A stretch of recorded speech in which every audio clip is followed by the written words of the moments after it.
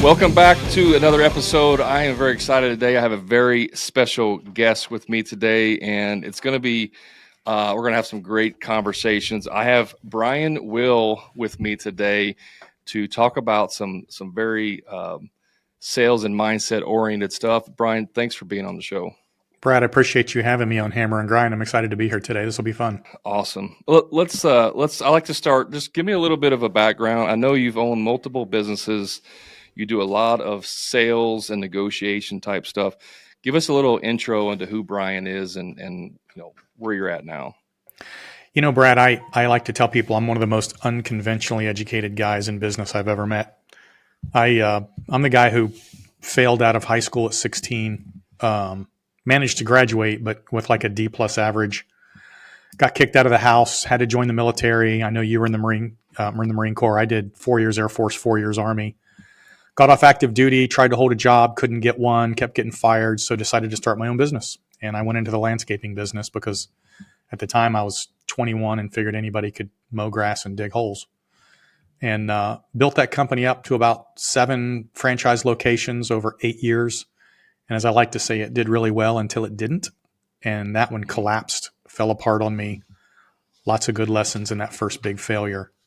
And then went on after that, transitioned to the insurance industry, built a company I sold to a venture capital firm, started another company we sold to another venture capital firm, another one we sold to a private equity firm, went into consulting and sales and management with Fortune 500 companies. I wrote 3 books. I got into politics. I became a pilot, dive master. I've pretty much done everything people say they're going to do and they never actually do. So it's kind of been my journey.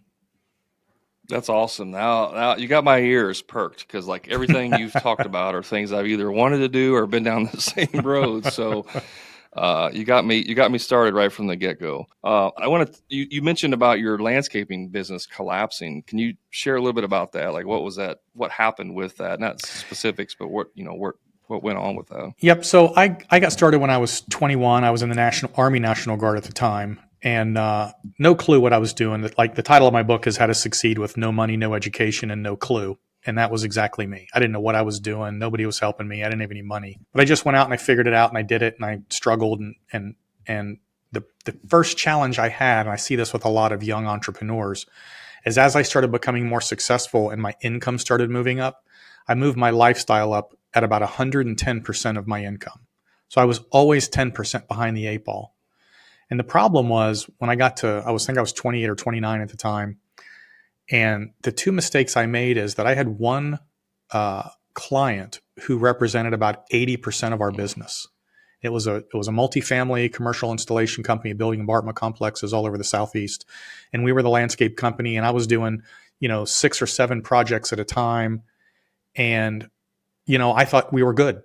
The problem was they ended up hiring a new VP of contracting, and he had a son who was a landscaper, and so he fired me, and he hired his son to be the landscape contractor for all these projects. Well, in the commercial space, I don't know how it is today, but back then when they fire you, they also hold your money because you have a 6-month warranty guarantee on everything you've done. So in their mind, we're just not going to pay you for 6 months. Well, the problem was I had an infrastructure, resources, equipment, loans, cars, houses. I had all this infrastructure to support this multi-million-dollar company. And when they stopped paying me, I didn't have any financial resources. I didn't have any savings. I didn't have any cash. And I didn't even have any other customers.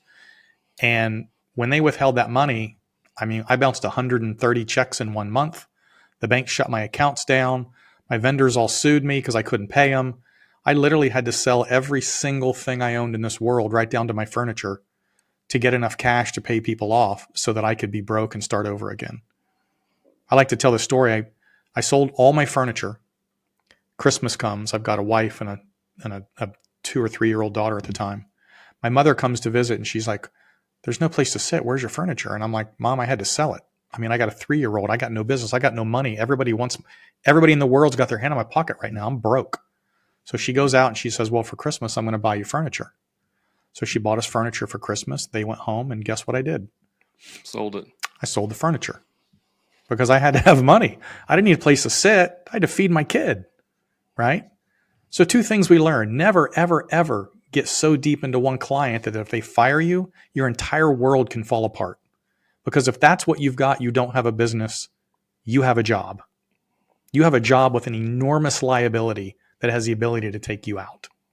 And second, always, always, always have enough cash reserves set aside, some financial backing, so that if something happens to you, again, you can't be taken out at the drop of a hat. And I carried those lessons with me for the rest of my life and everything I've ever done. So 2 big lessons that probably it needed to happen for me to learn what I needed to learn. I mean, we could end the podcast right there, and that would be like a master class. And I mean, some of the 2 most powerful lessons that you would need. I mean, it's funny because I just made a post today in my Facebook group. It's the average annual salary of a Louis Vuitton purchaser is $60,000. So the people are always trying to look like they have money. And that kind of, like you were saying, you were 110% over where you were at, always raising your lifestyle. That's such a valuable lesson to keep your costs low while you're building up that piggy bank. That's some gold right there. I call it building blocks of lifestyle, right? You get a building block of lifestyle, you get a business that will support it, and then you secure that building block so that it can't be taken away by putting cash and investments aside. Then you go to the next level. And if you will follow that pattern of building blocks over time, then you can never get hurt. I got to tell you, one of the things that scares me the most today is losing everything again. If you say what wakes you up in the middle of the night, that wakes me up in the middle of the night. I never want to be put back in a position like that again. It was horrible. I can imagine. I mean, like, you hear about the rags, the riches to rags stories, and and some people never recover from that. They have the. Well, throw in the fact that I found out at the same time my daughter needed open heart surgery. Wow. And because I had lost all my money, I skipped making my health insurance payments for 3 months. Oh, man. And then we find out she needs open heart surgery, and now I have no insurance. So just, to pile on, my entire world was falling apart at the time. I will tell you this though, Brad, as I look back at my life, and we call this connecting the dots backwards, every bad thing that's ever happened to me turned into something good. And I can take those experiences and show you how they made me a better person. My business is better. My family, everything has turned into something better. Because I learned from the negative and I learned from the failure, which, by the way, a lot of people don't do. One of my classic statements is failure is not the key to success. Learning from failure is the key to success. And if you will learn from that failure and take that to the next business or the next opportunity, that's how you build and grow and become better and more successful. This is such good stuff here, because we've heard like fail fast, fail forward, fail if you want to increase I cringe when I hear that. Well, why is that? What makes you say that? Because failure leads to failure. Let me ask you something. Do you know anybody, Brad, in your life that it seems like everything they touch turns to gold? Like they do something, you're like, holy crap, that guy just... Do you also know people that everything they touch seems to fall apart and they can't win to save their life? That's because the people that can't win never learned from the last failure. That failure didn't make them successful. It led to the next failure because they didn't damn learn. Success is about learning from failures, not about the failure itself. You don't fail fast. Failure leads to failure leads to failure. Learning from the failure so you don't make that mistake again. Then you learn from the next failure so you don't make that mistake again. And eventually you will learn enough lessons that you'll be successful in whatever it is you do. But it's the learning that people miss out on. They think, I'm just going to fail and it's going to be awesome. No, it's going to suck. That's a great clarification. That's the asterisk next to it of like, you fail, but make sure you learn from that. There's a saying. Post-failure analysis. Yeah, and there's a saying I love. It's like if you don't learn lesson the first time, it just keeps getting harder and harder and harder every time. Boom. That's why failure doesn't lead to success. Failure leads to failure. Yeah. Learning from failure leads to success. And you can obviously, and we can probably get into this a little bit later, but you can shortcut the failure process by finding mentors and finding, consultants and coaches and all that stuff. Look, if there's 100 lessons from where you are to where you want to be, if there's 100, maybe there's 50 for you because you're super smart and you have money and you have backing and you have the right parents. But there's a set of lessons you're going to have to learn. You're either going to learn them personally, which means fail, learn, fail, learn, fail, learn, fail, learn, or you're going to hire a coach or a mentor who has already made those mistakes, who can say, Brad, don't do that. That's not going to work. Okay.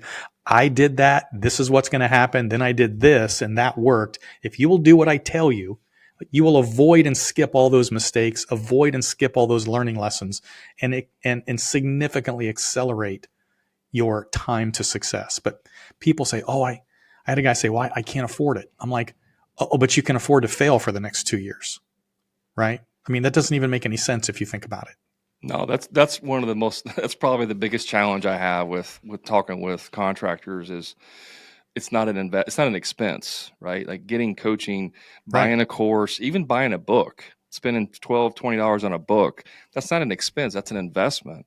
And every time you learn Yep. something new, you're shortcutting that process, that failure Here's the key process. though. Yeah. The people that buy the book and take the course and get the mentor are going to succeed. The ones that don't will not 100% of the I time. remember the first time, and I've told this story before, but the first time I was looking into getting coaching, this was 9 years into my construction business. I wasn't as smart as you, Brian. I didn't grow fast enough. I thought I could figure it all out on my own. But 9 years in, I was finally like, you know what, this isn't working. Something's got to give. And I looked for some coaching. I found this course.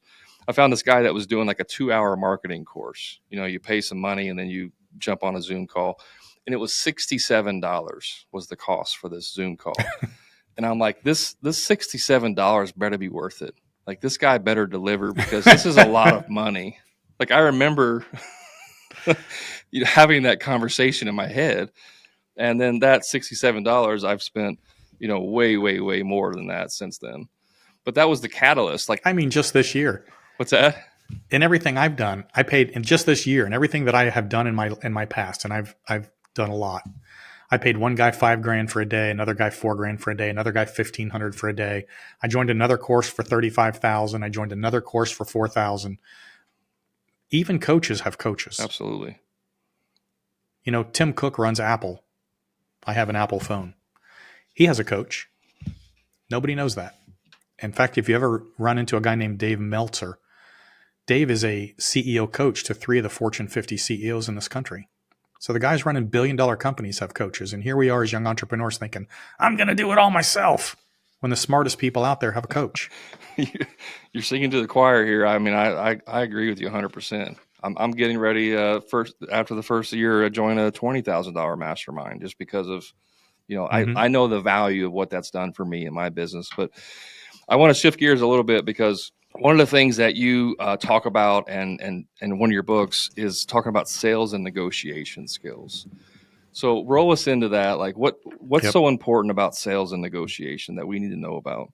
Look, sales makes the world go round. I don't care how good your product is or what you're selling. If somebody doesn't sell it, you don't have a business, right? I spent some time in Silicon Valley when I did a couple companies we sold, and I'd go meet these engineers out there, and these are the smartest guys you've ever met in your life. And they're like, oh, engineers they're the future. They're the smartest people out there. And I'm like, yeah, well, if nobody sells your damn software, you're just a guy sitting in the basement, right? Sales is everything. And if you're going to start any business of any kind, either you better be able to sell or you better bring somebody in who can sell, because otherwise nothing gets sold and you're not in business. And I love this example I use all the time. It's my Joe the plumber example. It goes throughout all my books. Joe's a plumber, works for XYZ company. They bill him out at $150 an hour. Joe's making 50. 10 years in, Joe's like, what am I doing making 50 when they're making 150? I'm going to start my own business. So he starts Joe's Plumbing. If Joe's Plumbing fails, it will not be because Joe doesn't know how to be a plumber. It will be because Joe doesn't know how to run a business or sell. Because I don't care how good you are, if somebody's not selling it, you're not doing any work and you're not making any money. So when I wrote my second book, it was about the mentality of running your business or starting your business. And the third book is all about sales, right? Because you need to either know how to sell or bring somebody in who can. And sales is super, super duper important. So What do you, this is, I mean, this can go way deep into the weeds on this, but and you being in the trades as well with landscaping, one of the most common theme or response I get or mindset really with contractors is, well, it's all about the quality, right? It's all about the quality of the product that I deliver. And that's what's going to allow me to sell all these jobs. What do you say to people that say that or think that? Bullshit. Can I say that on your Sure. podcast? Yeah. Go ahead. Yeah. Look, I own a chain of restaurants today. You know, restaurants fail at twice the rate of normal businesses. And do you know why? Most restaurants are started by chefs. Mm-hmm. They know how to cook, but they don't know how to run a business. I have people that work for me that know how to run restaurants, but if I put them in charge of my overall company, we would fail. Running a business and knowing how to cook have nothing to do with each other. And the quality of your work has nothing to do with whether people are going to buy it or not. I'm sorry to tell you this, but if you are a landscaper or a welder or you are in a commodity type of business, meaning there are at least 50 other people out there that are doing the exact same thing you are. The difference between you and them is not how good your work is. It's how good your marketing and sales is so that you can get in front of a customer to show them how good your quality of work is. Until you get in front of them, you're just like anybody else. And me telling you on the phone, oh, I do better quality than the next guy, that's what everybody says. Nobody believes you when you say that. You've got to have some kind of marketing to get you out there. Then you've got to have some sales ability to show them and convince them that the quality of your work is better. But if you're just pushing a commodity, so is everybody else. You're never going to scale a business if you are just a commodity person, because there's 50 other people that are either going to come in behind you with the same product, or they're going to do what we call chase to the bottom, and they're going to undercut you in price. And they will be out of business in 3 years. But the problem is you might want to try to chase them down that price rabbit hole, and you'll end up putting yourself out of business. Why are you competing with people who are going to go out of business in 2 years, right? Don't do that. So your quality is better, but the flip side of that is you got to get in front of somebody, which is marketing and sales. Without the marketing and sales, the quality means nothing. I agree with you 100% on that. And a lot of that is the quality. If you post on social media, like look at this kitchen remodel that we did, that might get some eyeballs. Like somebody who sees that, who wants a kitchen remodel, they're going to get some eyeballs. That might make them look into you. It might make them go to your website. It might make them call you. But now you start to you actually have to sell what you're doing, right? I always say the quality may get the phone to ring, but it's not going to make the sale for you. If you're a completely incompetent person, like they're not going to hire you no matter how good your quality is. That's correct. And then, by the way, once it goes past that, you better have priced everything out properly. You better have the right percentages of labor and COGS costs. You better understand your overhead. You ever seen a 5-star restaurant go out of business? All the time. Mm-hmm. Just because they were really, really good at what they did does not mean they're going to stay in business. They did not know how to run a business properly. So quality is one thing, sales and marketing is another, and the final piece is you better understand how to run the business end of your business if you're going to succeed long term. There are 3 parts to that equation. If you only have one of them, let's say I'm great at running a business, but I suck at sales and marketing, my product sucks. You're not going to make it. You have great product, but you're terrible at sales and marketing, and you're going to bankrupt your company. You're not going to make it, right? You got to have all 3 pieces of that puzzle in order for you to succeed long term at a high enough level for this to be worth your time. So it's definitely the whole picture. I agree with you 100%. So when it comes to sales, like what do specifically contractors, like what do we need to know to figure out? I mean, obviously that we can get your book and learn more about what services and stuff that you have, but like what are like 3 things that we really need to understand about sales? So the first thing you understand is that your client is interested in falling in love. They're not interested in your product. That's a weird thing to say, isn't it? And I love using car lot examples when I talk about sales because it's such an extreme example that everybody understands it, right? When you go to a car lot, what are you looking for? You're looking for a brand name. You're looking for a color. You're looking for leather or cloth, standard or automatic. That's what you're looking for. When you go into the car lot, does a salesperson hand you a sales manual and say, "Hey, I need you to read the owner's manual on this car before we take it out for a drive"? No, he doesn't. That'd be dumb. And yet a lot of people that want to go and sell their product want to drown people in information that these people aren't really interested in just yet. They want to tell them all kinds of things that mean nothing. The second thing is too many people go in there, and this gets right back to the sales manual. They just want to talk. When what they need to be doing is asking questions, finding out what the person's looking for, why they're looking for it. That's the biggest thing. When they're looking for it, if they have shopped with somebody else, and if they have, who, Why didn't they buy from that person? My entire sales process is about asking you questions. Because if I can ask you the right questions and get the right answers, you will sell yourself. I don't even have to do it. If you're selling me landscaping and I say, look, I need landscaping, and why? Well, because I don't like the way the front of my yard looks. What's wrong with it? Well, I don't like this and I don't like that and I don't like that. So you need to get all that changed. Yes. Well, when are you looking to do this? Well, I'm looking to do it right now, or I'm looking to do it in a week.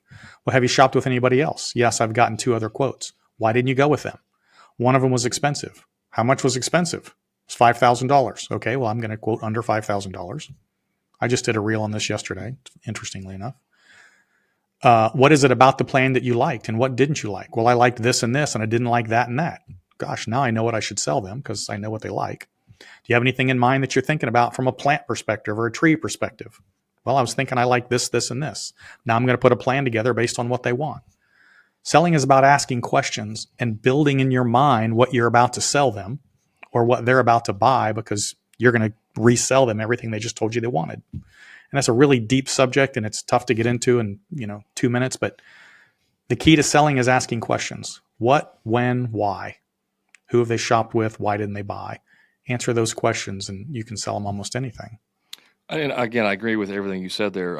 I'm curious though on the kind of using that example of like you said that they got a price of $5,000 and you could sell, you just needed to sell under that. Is that what you would typically do? Is like try to stay underneath that amount? But, obviously, what if your cost is $10,000 for the exact same work? So we do that. It's called angering, right? So I actually did a reel last night. So I was buying an equipment package. By the way, this is a true story. I went to a vendor. I said, I need to buy this equipment package, and it's a $180,000 package. I've already priced it out. They came back with $450,000. Okay. You look at it and you're like, well, I'm sorry, you smoking crack? I don't understand why you just sent me this. Yeah. I told you 180. So they sent it back to me the next day at 250. Well, first of all, you're still 70,000 high. And second of all, you just knocked 200 grand off your price. I no longer believe anything you're going to tell me. So they're out, right? So I go to the second vendor. I tell them 180. They came in at 200. It was close. The third vendor came in at 180. So what I'll typically do, if you're talking the exact same thing, if I say, have you shopped with anybody else? And they say, yeah, I did. It was XYZ. It was $5,000. And I can't do it. Then I would tell them right then and there, well, I got to be very honest with you. The range of price on the products that you're looking for are going to run anywhere between $7,000 and $15,000 from low end to high end. Now, is that something you'd be interested in talking about, or do you want to go ahead and stick with your $5,000 price? That's, by the way, how you figure out if they lied to you. Again, we're getting into some deep sales techniques here, but I will give them a range of price and then allow them to tell me if that's within their budget. If they say, yeah, it is, then I know they lied about the first thing. And I say, okay, great. Well, between 7 and 15,000, where do you think you want to fall? The low end, the median, or the high? They'll always say medium. That's just the way it's going to work. And then you have a range to work with when you're doing your landscaping or your bidding process. So again, real tough to get into a lot of these technicalities because there's so much to talk about there, but it was a good point. Yeah. And those are, that's pretty much on point with the sales training that I do is giving them a ballpark, high anchor, low it, all that. Yep. I'm just curious on your take. What's your thoughts on asking the client for their budget? I don't. Let me go back to my car example. Did you ever been on a car lot and bought a car? Yes. Okay. Almost everybody has. A long time ago. And when the salesman comes out and says, what's your budget? Do you tell him the truth? No. And do you tell him a high number? No. Definitely not. No. Okay. So I already know you're going to lie to me, and I already know you're going to lie low. Yep. So why would I ask you a question if I know you're going to lie? This gets back to what I said before, right? I would come in right out of the gate and say, hey, it looks good. You've told me everything you want. You've told me why you want it. You've told me when you want it. Let me just throw out here that our solar panels run between $8,000 and $15,000. I'm not asking you what your budget is. I'm telling you what my range is. Does that fit in your budget? Yes or no? If they say, well, yes, perfect. Do you want me to start at the 7,000 mark, the 10,000 mark, or the 15,000 mark? Because I don't want to have to explain 50 different things to you. Where do you want me to go? And they'll probably, I could probably do the 8,000 or 9,000 range. Okay, great. Now we have something to work with. You ask them their budget, they're going to lie. So you give them the budget range. I always say you give them your number to get their number, like your Yeah, ballpark but I do a number. range as opposed. Yes, that's Yeah, exactly not right. not an exact number. We're not trying to get it down to the penny, especially if we're having Right. a pre-sale phone conversation. Hey, just a quick timeout from the show. In the next 30 seconds, I'm going to tell you exactly how you can transform your contracting business. Imagine being part of a community of winners where you can find out exactly what they've done to be successful. That's exactly what you get when you join the Profit Club. But it's not just a community. You get lifetime access to all of my course-related material, including all future material that I add. But wait, there's more. Each week, you'll get access to 3 group coaching calls to talk about sales, marketing, and business problems and answer any questions that you may have. Still not convinced? How about personalized one-on-one coaching to help you overcome your limits? And here's my promise to you. I guarantee you will double your investment within 90 days, or I personally will work with you one-on-one until you do. So don't wait. Elevate your game with the Profit Club today. Now let's get back to the show. Awesome. So, okay. But let me ask you something, Brad, and I teach this too, right? If the person comes back and I say my range is 7 to 15,000, and they go, "Well, I've only got 5,000 to spend," are you going to continue working with them? Well, if I'm being honest, maybe, because they may need to realign their reality or realign their beliefs with reality. And this happened to me on an actual car purchasing. It's funny you mentioned cars, because my wife and I were going to go buy a used car. We had a budget. By the end of the whole thing, we spent double our budget. Okay. So here's how you get around that issue, right? So my first reaction is, and almost any situation, people have a close rate that they're supposed to target in whatever it is they're selling, right? Whatever I'm selling, my target close rate is 30% or 40. Let's call it 40%. That means 60% of the people you talk to aren't going to buy. So you need to understand that right out of the gate, not waste your time on the no's, so you have more time to spend on the yeses.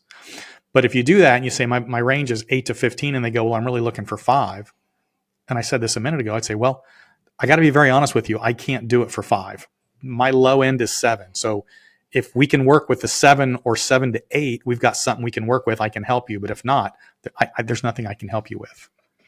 And then they're going to go, "No, I really can't do that." Or, "Okay, yeah, I can probably get up to 7 or 8." And then we proceed from that. But I will try to knock them out if you're trying to super lowball me. Yeah, I mean, the whole, you're pre-qualifying the bad ones, essentially.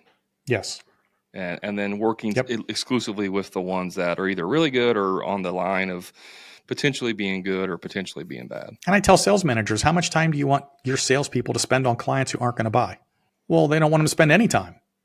All right, well, let's identify what a no is, and let's get that right out of the gate. I don't want to go through a 25-minute sales process to get to the end of the line after I spent all this time with you, to then tell you it's going to be $8,000, and you go, "Well, I can only afford 5. Right. Well, I've just wasted 25 minutes or an hour or a day. Yeah. Right. So that's one of the first things we knock out. Let me ask you this. What's your thoughts on charging for contractors, charging for doing estimates or consultations? Pro or con? I mean, in today's day and age, again, I own a chain of restaurants. I can't get my electrician, my plumber, my AC guy, my refrigerator. Nobody comes in my door without $150 prepay. Nobody. Unless I have a long-term contract with them. But pretty much they all do it. So definitely a good idea then, you would say. I mean, as a person who's spending it, I think it's a terrible idea. But as a contractor, I think it's a great idea. Yeah, I get that. So, okay, so what's the difference between sales and negotiation?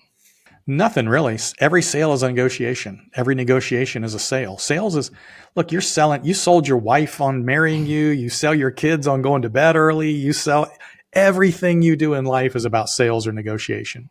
So that's why I say in the book, every sale is a negotiation. They're one and the same, quite frankly. Gotcha. Okay. I just didn't know. Sometimes people have a little bit of a different opinion on what those are. Do you think that when I hear negotiation, I think like, "Oh, I'll do it for 100. No, I'll do it for 80. Will you take 70?" Like this back and forth. Sure. But I'm trying to sell you on my price. Is there ever a time and you're trying to sell me on yours? Is there ever a time for you to negotiate like off your price? Or are you kind of like one of those stand firm guys? No. So I have a couple of rules in negotiation, and one of them is that I don't get emotionally involved or attached in whatever it is I'm buying or selling. And if I am, I have somebody else do the negotiation because emotion will sink you almost every time. Second is I'm willing to walk away from any deal because I know there's another deal right around the corner. Deals are a dime a dozen. I'm not, if I walk on this one, it's fine. Third is you'd be surprised how many of those deals come back to you. And let me give you an example. So let's say that you're selling me something for $100, Brad, and I've offered you 80, and we spend 10 minutes together and we're down to $85. And I said, no, I'm sticking with 80. And you're like, no, I want 85. I'm going to walk away. I'm going to do that for two reasons. Number one, I'm going to see if I can instill the fear of loss in you because you've already come down to 85. You've probably already spent the money, right? You're already figuring out where it's going to go. And I'm about to walk away and you're thinking, well, shit, for $5, this is crazy for me not to take his deal. But I, as a buyer, am going to walk away because I know my very worst case scenario is I'm going to call you back in 30 minutes and I'm going to give you $85 because I know I can get it for that. Now, here's my funny story example on this. My buddy worked for a big law firm and they had an owner's suite at one of the football teams. I can't tell you.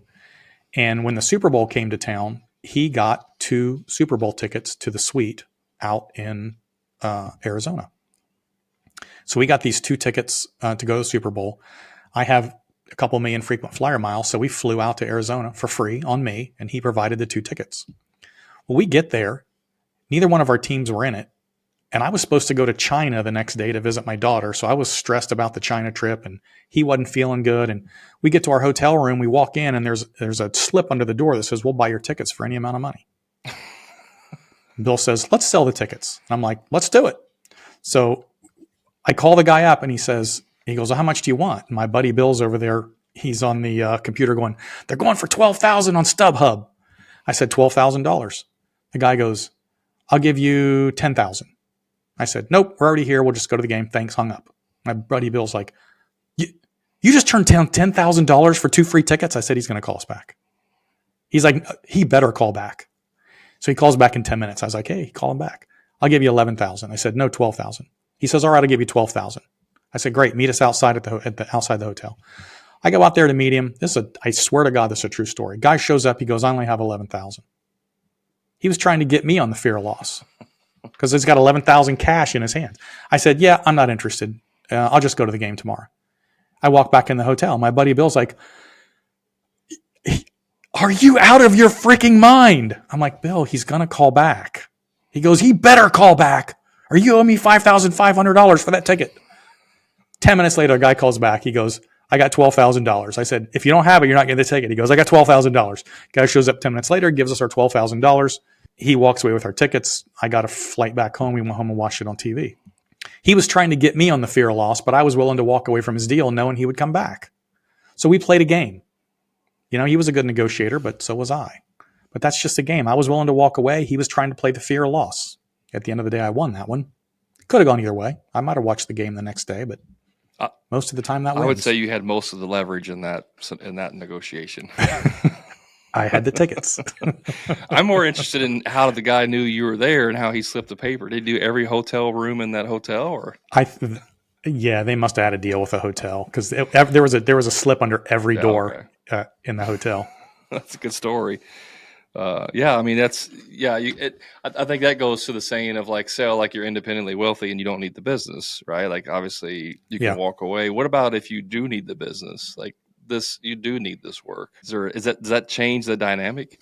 Then you need to have somebody else do the negotiation. Yeah, so either somebody else needs to do it, or I have this saying that people can only think emotionally or intellectually. I like that. At the same time. You can't think both emotionally and intellectually at the same time. You can't.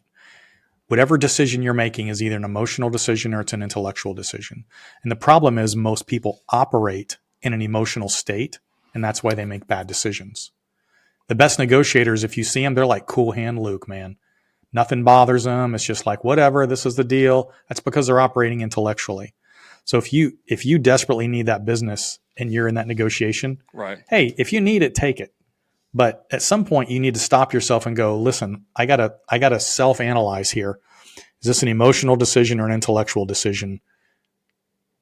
And as hard as it may be, you need to go to the intellectual side before you pull the trigger on things. Again, if you need the money, It almost got me. Brian went out. We went on my wife and my family went on a cruise last week before Christmas. And of course, on the cruise ships, they have discounts on all of the, watches and jewelry. And they had some watches there, 75% off, duty free. And I'm like, I think I might buy a watch. And for like 3 days in a row, I'm like walking by looking at them. And finally I was like, I don't need a stinking watch. Yeah, that's it the was game. Purely an emotional, reaction to it. And so, yeah, I mean, even people that know about it can be duped into making decisions like that. Yep. And again, I am not the Dave Ramsey, you need to suffer and don't buy coffee and don't ever go to Starbucks, because I go to Starbucks 5 or 6 times a week, right? I'm not that guy. You need to have some fun and enjoy life and do things. And if you need the money, take the job. But if you're in a position where you have the ability to negotiate and really play the negotiation game, then learn how to do it and play it. At the end of the day, you'll ultimately be better off. Yeah, I like the saying too that, people buy based on emotion and they use logic to justify the purchase. But it's on the back end, right? They emotionally made the purchase. Yeah, and then it's like, well, I needed that convertible though, because that convertible is going to make me feel good and this and this and this. I'm like, no one needs a convertible. Yep. So awesome. So let's move on real quick or not quick, we got some time here. I want to talk about the role of mindset in business. How important is mindset? How important has it been in your journey, for you to get to where you are now? So again, in my second book, which is The Dropout Multimillionaire, I talk about your personal filter.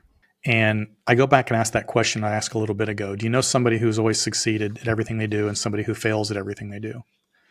And then the question I usually ask is, Brad, do you know the difference between me and you and, let's say, Elon Musk and Bill Gates? You know what the difference is between us? I don't.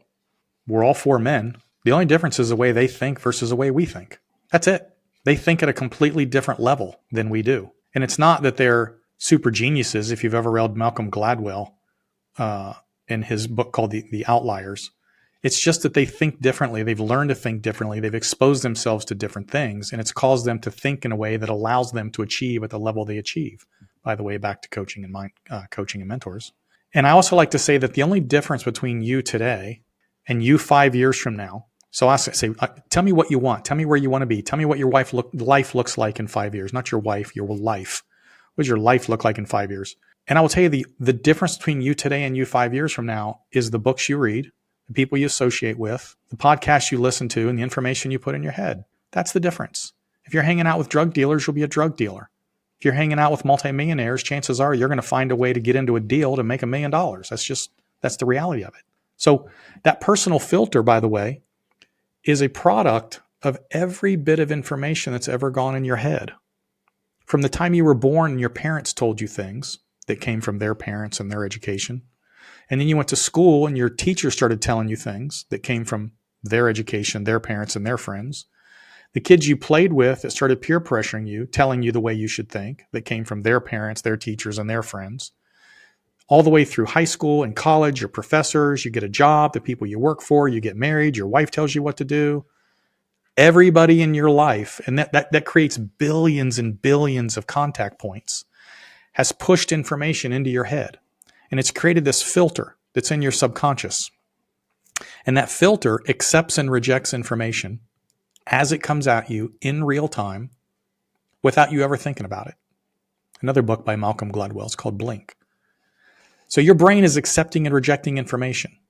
And some people are listening to this right now and they're going, this guy's full of crap. And some people are going, holy crap, I've never thought of that. But that filter is helping you make decisions on what you're going to do next based on all the information that's been coming at you for every minute of your life. And if we get back to fail, if all you've ever done is fail, then all your brain knows how to do is fail. It doesn't know how to be successful, and it's not making successful decisions. If you've had success after success after success, it's taking that information and measuring against the successes you've already had and helping you make decisions that will make you successful on the next thing you do. If you've never succeeded, then you don't know how to succeed. I'm sorry, but you don't. You can guess all day long, but all you're doing is guessing.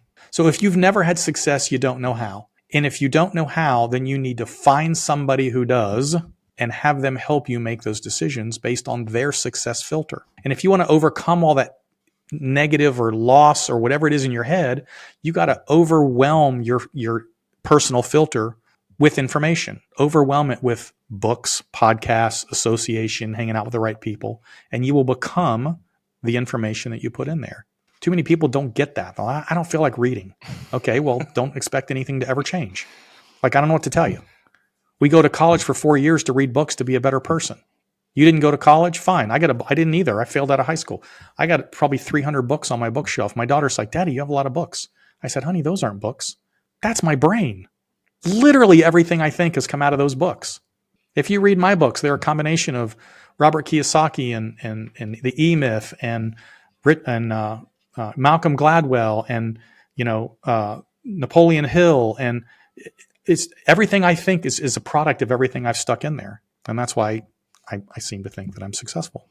Yeah, I mean, a lot of the information, there's not really new information today. A lot of it is old information repackaged, Yeah, presented in a different way. it's like music. There's only 7 chords. Yeah, Every song ever written is one of 7 chords put together in a different way. right. But it's still like, and I'm a big Audible fan. I love Audible. I don't like reading physical books. I'll listen to an Audible book. If I love it, I'll go buy the physical copy because it's easier to reference stuff, But I've bought books that aren't very good, and you just either stop reading them or you grind through it, try to take some value out of it, and then go on to the next book. Because your brain is rejecting the information based on everything else that's been in there. What's more funny is when you reject a book and pick it up 5 years later and go, holy crap, this is really good. And because your brain wasn't ready. I did that the first time I read, I think it was Master Key to Riches by Napoleon Hill. I was Xing out chapters like, this guy's full. He's a terrible person. And then 10 years later, I'm like, oh my God, this thing's right on the money. Because I wasn't ready for it. Well, because you also sometimes will have certain biases that you go in, and it's like, I have certain beliefs around my faith and religion, and I'll read a book that talks in there heavily about other religions and other beliefs. Like, I don't just discredit the information. I could just say like, oh, okay, that I don't necessarily agree with that part, but the other 80% that's in there is value, and being able to pick and choose what's really going to be appropriate. Do you ever do that too? I can tell you I think it's Napoleon Hill's book. Where he talks about the mastermind. First time I'd ever heard of mastermind was in a book. And I was probably 20. So we're talking 38 years ago. And the entire mastermind chapter, I took a black marker and just marked it out because he's talking about dead people and talking to Abraham Lincoln. And I was like, this guy is so far out in left field. The rest of the book was awesome, but that one chapter I couldn't deal with.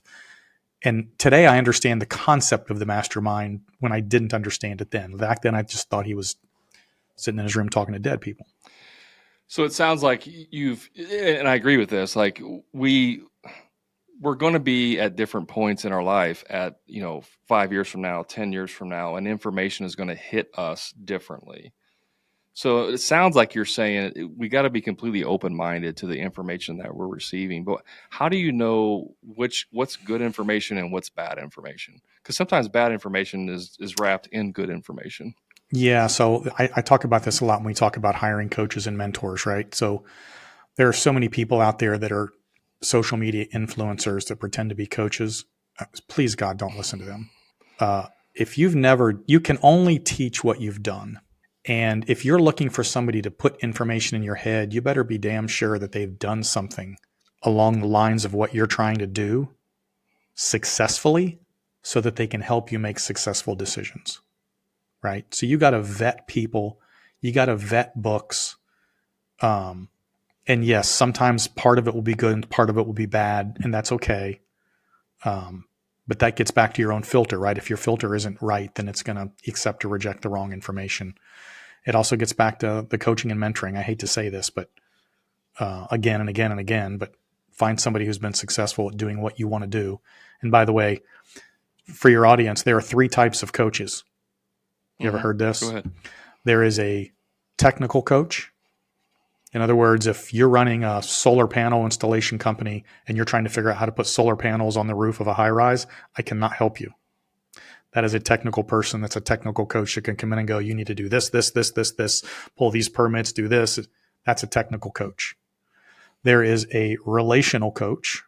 This is someone who is going to help you with your mindset. You can do it. You got to get over your personal issues, yourself. This mindset coaches are important. And then there is a tactical coach. And a tactical coach is somebody who comes into your business and I'm a tactical coach, by the way. It doesn't matter what you do because I'm probably never going to walk on a job site. I don't have to walk into your restaurant.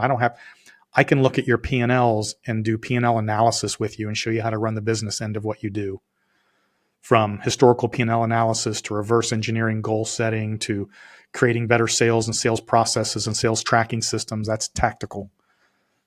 Most coaches can do one or two. Very few can do all three. So pick the right coach for what it is you're trying to accomplish and then let them come in and show you how to do what you want to do. But make sure you vet them first. Somebody tells me that they're a certified coach, I laugh. What, did you take a 20-hour course online? I looked into a coaching group. They teach you how to become a business coach, and most of the information in there is like teaching people who have never owned a business how to become a business coach. And I'm like, yeah, this is not. I had one on my LinkedIn page hit me yesterday. We help entrepreneurs scale and profit and get ready to sell their company. And I can help you, blah, blah, blah, blah, blah, blah, blah. And I'm going to do all these amazing things for you. And I looked up her background. She was a real estate agent 60 days ago. And now she owns a franchise of a coaching company. She might be in that. I'm sorry, but you're not qualified. She might be in the program that I was looking into. That's one of the reasons I got out, because everything was templated. It's like, you just, take our website. You can white label our book that I wrote. You can do this and this and this, and then say you're a business coach. And I'm like, I don't want any part of this. Yep. I can be a life coach for $49. I can get my certificate online. Help you with your life. I just heard this morning, I was listening to it. Have you read the book, Who Not How? No, I haven't heard that one. It's a really good book. It's about, you don't need to know how to do stuff in your business. You need to know who can do it for you, like how to find talent, basically. But he was talking there, like, if you've ever met a life coach, they're all broke, like, because it just doesn't work. Like, it's just not something, or they start out as a life coach and then transition to become a business coach. So yeah, because I was having so many problems with my life, I figured I would help you. Yeah, and they're always 21 years old too, by the way. What would you say is the single biggest mindset hack, or something about mindset that people need to understand? Too many entrepreneurs, business owners, think that they have to have all the answers. They think they have to be the smartest person in the room. They think that they shouldn't take people's advice because it will make them look weak in the eyes of their employees or their customers. And that is why they fail.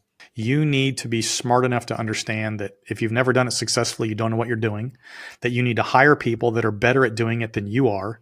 And you need to be willing to take advice from anybody that can give you a quality piece of advice, right? I have an assistant that worked for me, and it was maybe 6 months ago. And she came to me and she said, listen, I'm just going to, and this is my assistant, right? I've built $500 million worth of companies. And she said, you are too short in your emails. You're scaring people, and people don't even want to respond to you because of and I'm like, that's just because I'm ADHD. Like, I don't like get into your feelings. I'm just like, do this, this, this. Like, I don't even say, hi, right, Bill. It's just boom, boom, boom. She said, you need to quit doing that or people aren't going to want to work for you. And I was like, damn it, she's right. And so I have to literally physically think about what I'm doing when I'm responding to people in email so that I don't sound like a jerk. And it's not intentional. Right. I'm just, I'm at 30,000 feet moving 100 miles an hour, like boom, boom, boom, boom, boom, boom, boom, boom. But other people can't deal with that. So understand you don't know what you're doing. You don't need to have all the answers. You can take advice from other people. You will be much better off and much smarter, and you'll go much farther. Yeah, that's a great. I had my office manager, similar scenario. I was kind of on a kick of finding the perfect software, which we know doesn't exist, but I was trying multiple pieces of software, and finally she came and said, "You're not allowed to try out another piece of software until we get some of this stuff figured out." I'm like, "Hear you loud and clear. Hear you loud and clear." Got it. So it's important to have people Got it. like that in your life, 100%. Yep. Well, Brian, how can people find out about your services, your books, the services that you offer, more information about you? What's the best way for them to do that? Easy. So my website is brianwillmedia.com. brianwillmedia.com. And my books, my podcasts, my blogs, my newsletters, my coaching programs, everything is on there. brianwillmedia.com. Awesome. And we'll have some links in the show notes as well. I do like to ask this question, and you kind of mentioned a few. What's a current book that you're reading, or one that you recommend? I actually just picked up Dan Martell's book, Buy Back That's Your a great Time. So I haven't cracked it yet, but it's sitting on my dining room table as we speak. So it's next up. That's actually a really, really good book. I love that one. Well, again, Brian, thanks so much for being on the podcast. I know the listeners are going to walk away with a ton of information. I got a half a page full of notes here for myself, so I appreciate all of the value and information.